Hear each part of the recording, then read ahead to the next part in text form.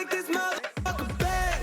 Culi suelta, media loca, baila choca.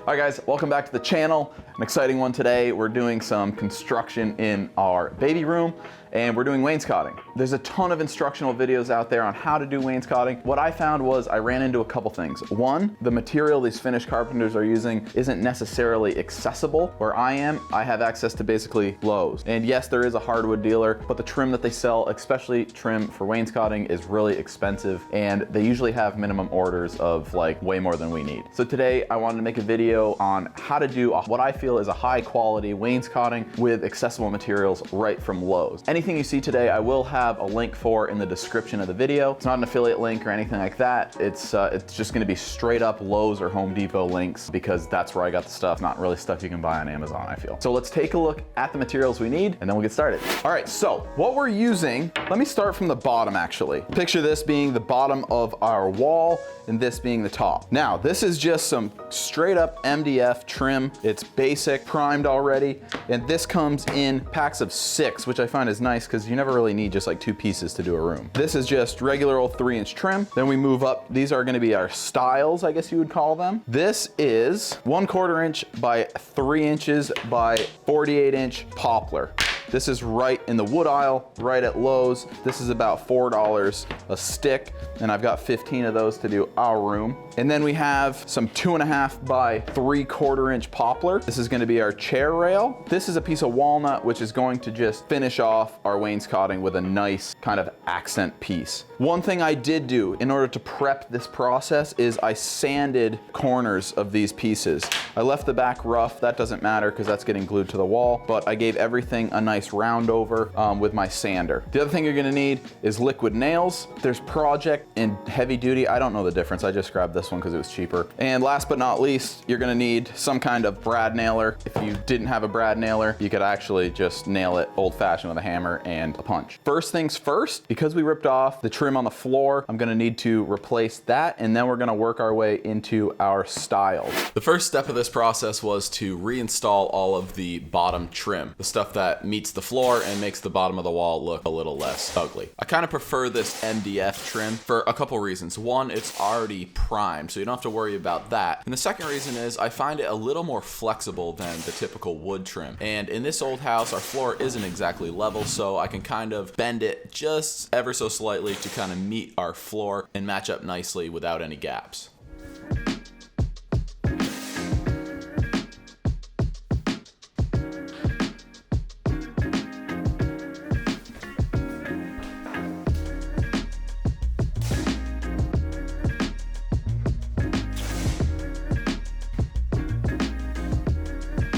All right, remember how I said this was the cheapest and easiest way to do wainscoting? Well, here's the cool thing about it. Grab your stiles. Again, I have 15 of them, and it doesn't really matter how many you have, so long as they go evenly around the room. Now, when I say evenly, what I should say is appear evenly. The most important thing is you center the stiles under big obvious features in the room. So windows, middles of walls, center outlets between 2 stiles. Anything between about 17 and 22 inches I found was pretty much right on the money for spacing. Now the process goes as follows. Apply a good amount of liquid nails to the back of the stile, place it on top of that trim you just installed, use your level to make sure it's straight up and down, and then you guessed it, brad nail it into place. One note here is I'm using an 1 3/8 brad nails. You don't want to use 2 inches or really long ones because behind this sheetrock in some spaces are going to be electrical wires. Now carpenters typically center them on the middle of the studs, so you don't have to worry too much about hitting them, but just keep that in mind when you're placing your brad nails. I'm sure you've noticed by now that our walls are 2 different colors. One thing that's cool about wainscoting is it's typically white, so you can basically paint halfway down your wall and then go crazy installing all of your wood, and you don't really have to worry about cutting in too much, which is, if you're not great at painting like me, pretty great.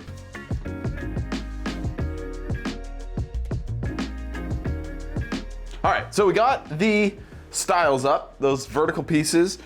Now we're gonna take the next biggest piece of poplar, or the next step in our wainscoting, and because we just bought these all at 48 inches, they're all the same height, we can literally just drop our top piece right onto those, and check for level, nail them into place. Same thing, liquid nails, brad nails, sticking those to the wall. Once this, let's call this the chair rail or the top piece of the wainscoting, once this is all installed, Allie's going around with some 90-minute drywall compound, one of my faves, and filling in all the nail holes. After an hour and a half, 90 minutes, we're gonna paint it all white. So let's install some more poplar.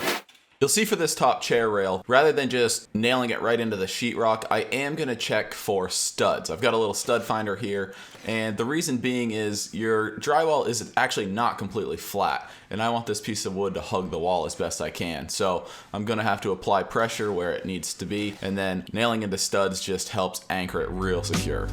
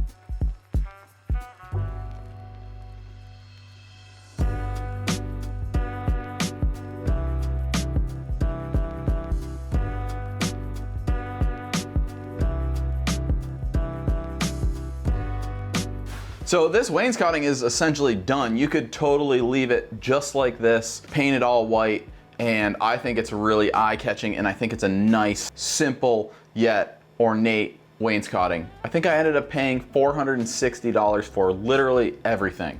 All the wood, the paint, the nails, the glue, basically everything you see in this video. Now we're gonna take it one step further and we're gonna add this walnut accent to the top. This turned out to be a bit of a two-man project just because one person needed to hold. Most walls aren't straight, so you end up having to kind of push and pull things into place and then of course nail and glue them. I think this just really was the cherry on top and it pulled this whole room together. The forest green with the white and the walnut accents and the built-in dresser, which link down below. We're really happy with the way it turned out.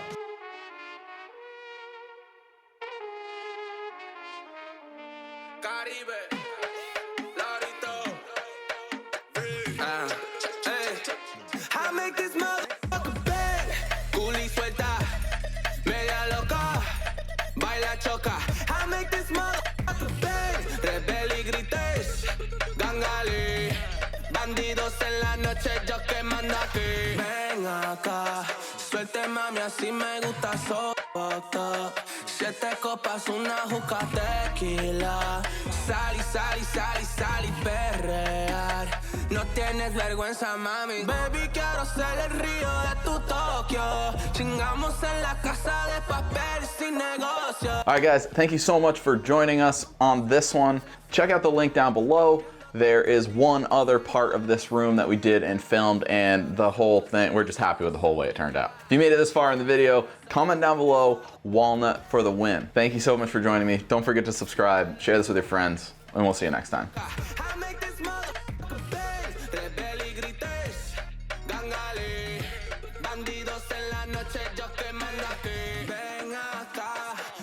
Mami, así me gusta soportar.